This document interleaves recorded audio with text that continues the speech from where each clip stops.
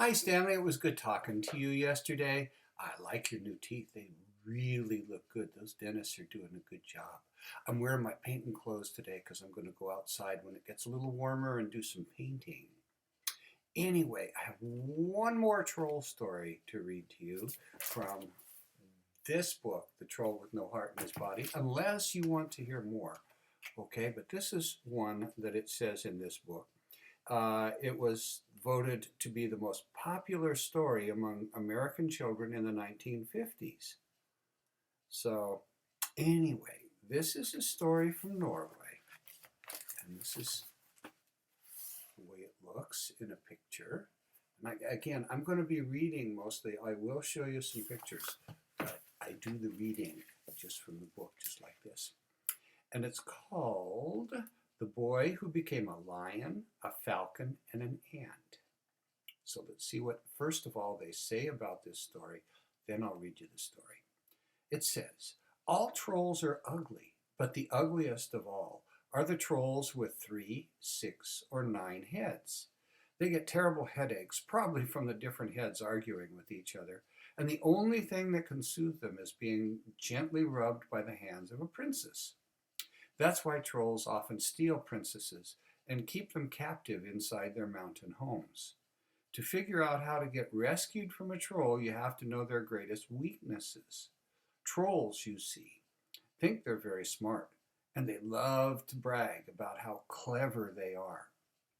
The prince and princess in this story know that if they can make the trolls boast, they may give away important clues. They also know that if the sun shines directly on a troll, he'll burst and turn to stone. So here's the story, The Boy Who Became a Lion, a Falcon, and an Ant. Once upon a time, a lot of stories start out that way, don't they? Once upon a time, there was a man who had an only son. They were so poor that when the man died, all he left his son was a sword, a small sack, and some dry bread crusts. As nothing remained for him at home, the boy took his few belongings and set out into the world to seek his fortune. His way lay across a mountain, and when he had climbed high enough to get a view of his surroundings, he spotted a lion, a falcon, and an ant quarreling over a dead horse. The boy was frightened at the sight of the lion and wanted to hide. The lion saw him, however, and called for him to come and settle their quarrel. The boy went over and took a good look. Then he pulled out his sword and divided the horse as best as he could. It's kind of gruesome, huh? To the lion he gave the large joints, saying, the lion should have the most, for he's the biggest and the strongest. Then he gave the liver and the tasty tidbits to the falcon. The falcon should have the tastiest bits, for he is such a dainty eater. Last, he gave the head to the ant, for he likes creeping in nooks and crannies, he said. The three animals were so pleased with the clever way the boy had divided the horse, they wanted to reward him. But the boy just smiled. If I have helped you, well, then that's reward enough for me. Still, the animals insisted. Is there nothing else you want? Perhaps you would like 3 wishes, the lion finally said. The boy liked that idea, but he couldn't think of what to wish for. Would you like to be able to turn into a lion? Asked the lion. And a falcon? Asked the falcon. And an ant? Added the ant. The boy thought this might be useful, so he made the wishes. Immediately he threw away his sword and sack and turned himself into a falcon. He bristled his new wings, tested them on the wind a few times, and took off. He flew over mountains and valleys and forests.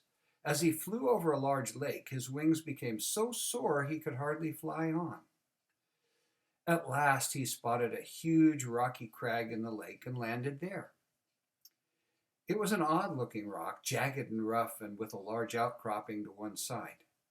Being curious, he changed himself into an ant and spent some time exploring it. After he had rested, he became a falcon again and flew all the way to the king's farm. There he landed on a branch outside the princess's window. When she saw the bird, she thought it was so beautiful that she wanted to keep it. She coaxed it to her, and as soon as the bird was in her room, she slammed the window shut and locked it in a cage. But the boy wasn't worried. When night came, he just turned himself into an ant and crawled out of the cage. Pretty smart boy. Then he became a boy again and went and sat down by the sleeping princess. She awoke and screamed with fright, but the boy calmed her. "Why do you scream so? I'm not going to hurt you." "I thought you were the troll I've been promised to." "How in the world did you get promised to a troll?" asked the boy. "Two other trolls have already stolen my sisters," said the princess, "and now a horrible monster with 9 heads wants me for his bride, or he'll destroy my father's kingdom. Every Thursday, the troll sends his messenger, a dragon with 9 heads. My father has managed to hold him off by feeding him pigs, 1 for each head. Now there's almost no pigs left in the entire kingdom, and I'm scared to walk outside." See, there's the picture of the princess and the boy as a raven. When the boy heard this, he was determined to battle the dragon. The very next morning he went to the king and told him. The king was well pleased, and as it happened to be Thursday, the boy immediately set out for the field where the dragon came to receive his pigs. Soon enough, a huge serpentine head with enormous webbed wings lashed the air. Its 9 heads spouted fiery flames as it swooped down. Oh boy. When there was no sight of its meal, it roared and spat, then lifted its enormous body and charged at the boy as if it was going to swallow him alive. In a twinkling, the boy became a lion, reared up on his hind legs and leaped at the dragon, sinking his teeth deep into the scaly body. See, there's the lion and the 9-headed dragon leaping at the lion. The lion tore off one head after another till only the 9th head was left. But that was the strongest head. In its mouth were 9 forked tongues, and it spouted blazing venom as it lashed its mighty tail and attacked. But the lion was ready. He jumped nimbly aside, leaped upon the back of the dragon, and bit off the last head. Now the boy went to the king with the good news, and the king and princess were overjoyed. The king wanted to reward the boy, but he just smiled and said, "If I have helped you, that is more than enough for me." The king insisted there must be something he wanted. Finally, the princess leaned over and whispered in her father's ear. With a smile, the king turned, saying, "My daughter says, if there's nothing else you want, perhaps you would like her for your bride." The boy thought this was an excellent idea, and so it was settled that he was to marry the princess. Everyone was happy. Indeed, the boy and the princess were so happy they forgot about the troll and went walking in the garden to plan their wedding.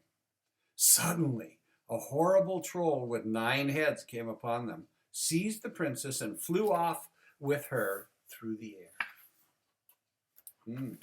She got taken. The boy ran to tell the king, then changed into a falcon and sped off. By now the princess and the troll were out of sight, but the falcon flew in the direction he had seen them go. Soon he came back to the large lake, where he remembered the mysterious rock he'd seen during his first flight. He swooped down, changed into an ant, and crept through a crack in the rock. He crawled farther and farther down until he came to a locked door. But knowing what to do, he just crept through the keyhole. On the other side of the door was a large hall. There he saw a princess rubbing the heads of a troll who had 3 heads. This must be the right way, the boy said to himself, for he realized this was one of the king's older daughters. He crawled on, and after a while he came to a second locked door. Again he crept through the keyhole. This time he came to a room where another princess sat rubbing the heads of a troll who had 6 heads. Now he knew he was on the right path and hurried on. Finally, he came to a third locked door. On the other side sat the youngest princess with the troll who had 9 heads. He scurried over the floor, crept up her leg, and pinched her. She knew it had to be the boy wanting to speak to her and asked the big troll permission to go outside. There the boy appeared in his own shape. "How are we ever going to get you away from here?" he said. There's the boy, and he turns into a little ant over there. "I don't know," said the princess, "but I will ask the troll some questions. Perhaps he'll tell us something useful." The boy turned back into an ant and settled on her foot. The princess returned to the troll, and after a while she began to sigh and appear lost in thought. "What's all this moaning about?" roared the troll. "You're forgetting to rub my head. The pain is coming back." "Oh, it's just that I'm so sad, thinking that perhaps I shall never see my father again," said the princess. "That's right, you never will," gloated the troll. "You're mine now." "Is there really no way to see my dear father and my dear country again?" "There is only one way, but no one will ever discover it," said the troll. "It's a secret." The princess took the troll's biggest head in her lap and began to rub it. "Perhaps you'll tell me. There's no harm in that, surely." The troll thought about this. No harm," he said, "for it's impossible to guess, and even more impossible to do, even if you know the secret." The princess rubbed the head even more. Finally, the troll could keep his clever secret no longer. "To free you, someone must find the grain of sand hidden under the 9th tongue in the 9th head of the dragon and drop that grain down the crack in the rock above us. Then and only then would you be free, but no one will ever guess it. No one," he said, thinking very clever himself. Yes, he thought he was very clever.